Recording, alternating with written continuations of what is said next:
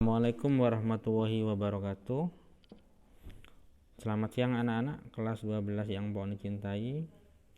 Kita akan membahas tentang respon internasional terhadap proklamasi kemerdekaan Indonesia. Jadi suatu negara itu dikatakan sebagai negara yang berdaulat jika memenuhi 4 unsur. Yang pertama ada wilayah, yang kedua ada rakyat, yang ketiga ada pemerintah yang berdaulat, dan yang keempat adalah pengakuan dari negara lain.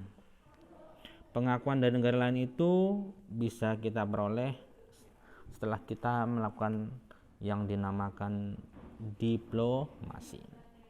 Ya. Negara-negara pertama yang mengakui kedaulatan Indonesia yang pertama adalah dari benderanya, bendera apa tuh anak? Bisa kalian tebak? Yang sebelah kiri layar yaitu bendera Mesir, yang di tengah itu adalah bendera India, dan selanjutnya adalah Australia. Itu adalah 3 negara awal yang mengakui kemerdekaan Indonesia tanggal 17 Agustus tahun 1945. Sedangkan Belanda sendiri baru mengakui kemerdekaan Indonesia setelah adanya KMB, Konferensi Meja Bundar, tanggal 27 Desember 1949. Yang pertama, pengakuan dari negara Mesir itu ya. Dukungan Al-Ikhwan Al-Muslimin itu ya. Organisasi IM memberikan kesempatan seluas-luasnya untuk mahasiswa Indonesia menulis berita kemerdekaan Indonesia di koran lokal. Para pemuda Mesir juga melakukan perayaan kemerdekaan Indonesia itu dengan mengadakan demonstrasi di depan KB Kedutaan Besar Belanda di Kairo, Mesir. Dukungan Liga Arab itu berarti negara-negara gabungan dari wilayah Arab sana anak. Secara resmi pada 18 November 46 memberikan seruan kepada anggotanya untuk mengakui kedaulatan Indonesia atas dasar persaudaraan dan ikatan keagamaan. Dukungan tersebut dijawab Soekarno dengan menyatakan bahwa Arab dan Indonesia telah lama memiliki hubungan pertalian agama karena mayoritas masyarakat Indonesia adalah beragama Islam. Pengakuan de jure dan de facto. De jure yuridis adalah pengakuan secara hukum. Kalau de facto itu pengakuan secara fakta. Pengakuan de jure dari Liga Arab membuat masalah Indonesia Belanda bukan hanya di antara keduanya, melainkan menjadi masalah internasional sehingga diangkat di Dewan Keamanan PBB. Ya.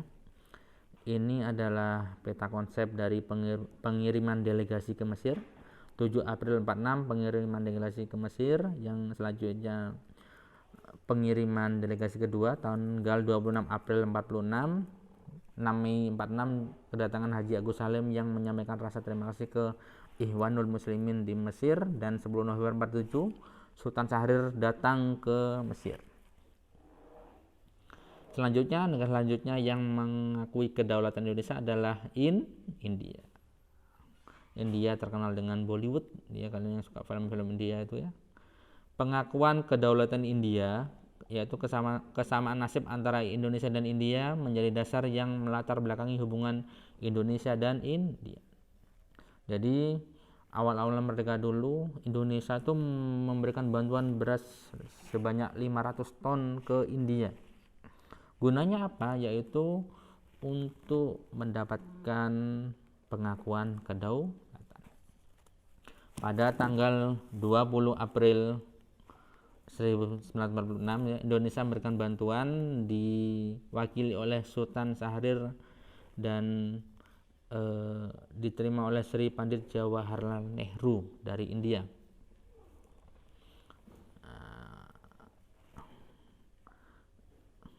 Selanjutnya, pendirian pemerintahan RI di pengasingan India itu pernah terjadi anak-anak ketika AMB kedua atau agresi militer Belanda yang kedua berlangsung.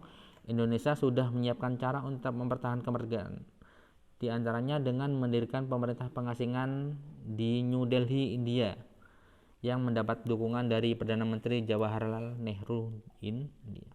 Jadi ibu kota Indonesia itu kan Jakarta diserang, pindah ke Yogyakarta. Lalu Yogyakarta juga diserang, pindah ke Bukit Tinggi, dan ada alternatif lain ibu kotanya di New Delhi, India, yaitu pemerintahan darurat.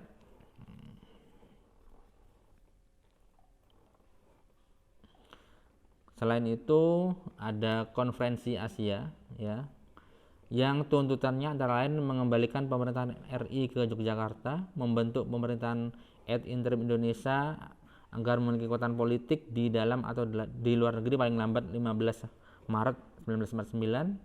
Yang ketiga, menarik seluruh militer Belanda dari wilayah Indonesia. Yang keempat, Belanda harus menyerahkan kedaulatan Indonesia kepada Republik Indonesia paling lambat tanggal 1 Januari 1950. Yaitu setelah adanya KMB, Konferensi Meja Bundar, tanggal 27 Desember 1949. Selain itu adanya Konferensi Asia Afrika. Di mana Nana Konferensi Afrika? Ya, betul. Konferensi Asia Afrika ada di Bandung itu ya. Pada tanggal 3 Maret 51 di Bandung. Selanjutnya pengakuan dari Australia. Hubungan Indonesia Australia mulai terjalin sejak 47. Australia berpandangan setiap negara bebas memilih dan membentuk pemerintah sendiri. Australia juga menolak segala bentuk kekerasan yang terhadap negara yang telah merdeka. Perjuangan Australia memperjuangkan kemerdekaan Indonesia pada agresi militer Belanda 1. Australia memperjuangkan kemerdekaan Indonesia dengan mendesak DK PBB untuk menghentikan aksi Belanda. DK itu Dewan Keamanan PBB. Yang kedua, pembelaan deklarasi Indonesia dalam sidang PBB. Sikap Australia dalam agresi militer Belanda 1.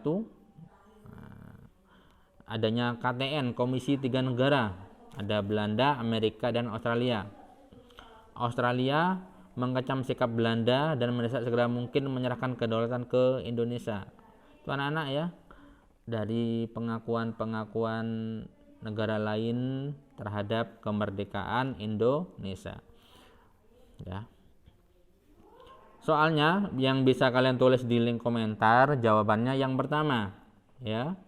Yang pertama, ada berapa syarat sebuah negara dijadikan atau dikatakan sebagai negara yang berdaulat? Itu kalian tulis di link komentar ya semuanya. Yang nomor 2, negara mana saja yang mengakui kedaulatan Indonesia di awalnya. Tuh.